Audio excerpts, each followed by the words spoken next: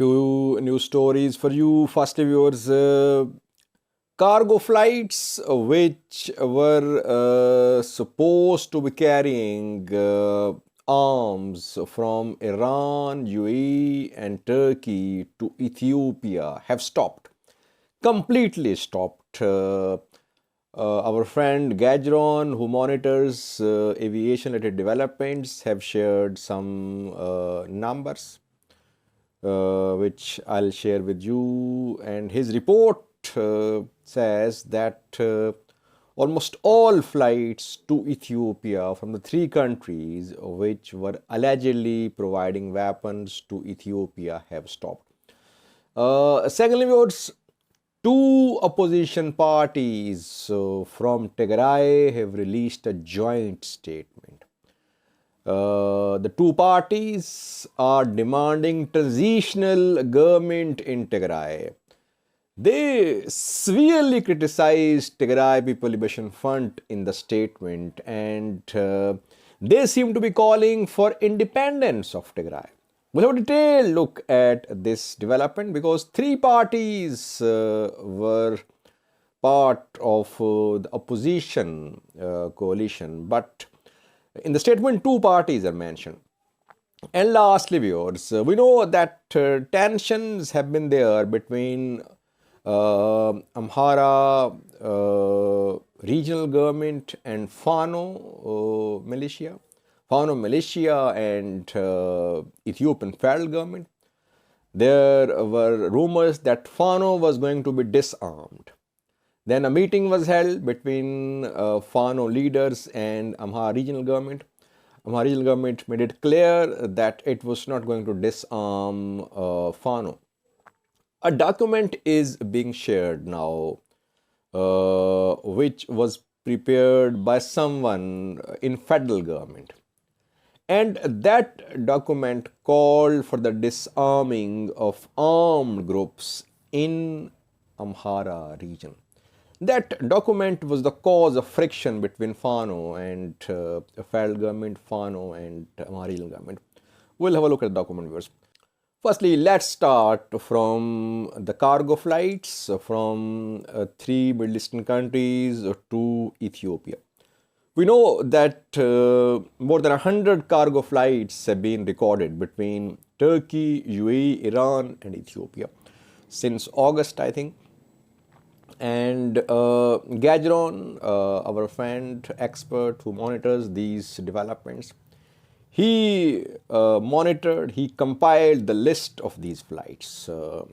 Officially, most of these flights were not announced.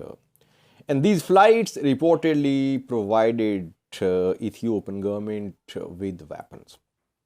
Now, all flights to Ethiopia, cargo flights, suspicious of carrying weapons, all flights from Turkey, Iran and the UAE have stopped. Within the last 15 days, no flights have arrived in Ethiopia from Iran, the UAE and Turkey. Gajron has compiled new list of the last 15 days. Before these 15 days, some flights arrived from Iran. I think 4 flights arrived in the previous fortnight. In this fortnight, which is ending today, so far no flights have been recorded between the UAE, Iran, Turkey and Ethiopia. Now, question, viewers, is, are these countries stopping arms deliveries to Ethiopia due to international pressure, or Ethiopia has sufficient amount of weapons, it does not need more? That's not clear. I think maybe intensity of war has decreased. Ethiopia is not in need of lots of weapons now. That is why perhaps the number of these flights has been reduced to 0. Now, secondly, viewers, two opposition parties in Tigray have issued a statement. Salse and Tigray Independence Party TIP have issued a joint statement. Three parties were opposition parties who were in alliance against TPLF. Salse TIP and Batona, National Congress of Great Tigray. But Batona, National Congress of Great Tigray, is not part of this statement. Just two parties, Salse-Voene and Tigray Independence Party. The two parties are accusing TPLF of being partially responsible for the genocide of Tigrayans. The two parties seem to be calling for independence of Tigray. The two parties say that it was due to TPLF's decision to remain part of Ethiopia that is costing Tigrayans their lives, and genocide of Tigrayans is being committed. Two parties say that TPLF has ambitions to rule Ethiopia once again. That is why people are becoming the victim of this ambition, this lust for power of TPLF. The two parties are demanding transitional government in Tigray. They stopped short of calling for independence, but the statement is very clear. The two parties seem to be calling for independence of Tigray. They say that remaining part of Ethiopia has cost Tigrayans a lot. It is time to part the ways with Ethiopia. And TPLF is a hindrance because TPLF wants to remain part of Ethiopia. It wants to rule Ethiopia once again. What does this statement indicate? Obviously, there are now clear divisions in Tigray political parties. The two parties are not very significant political force in Tigray. I think TIP, Salse-Voene and Batona all got around 50,000 votes in 2020 election held in Tigray.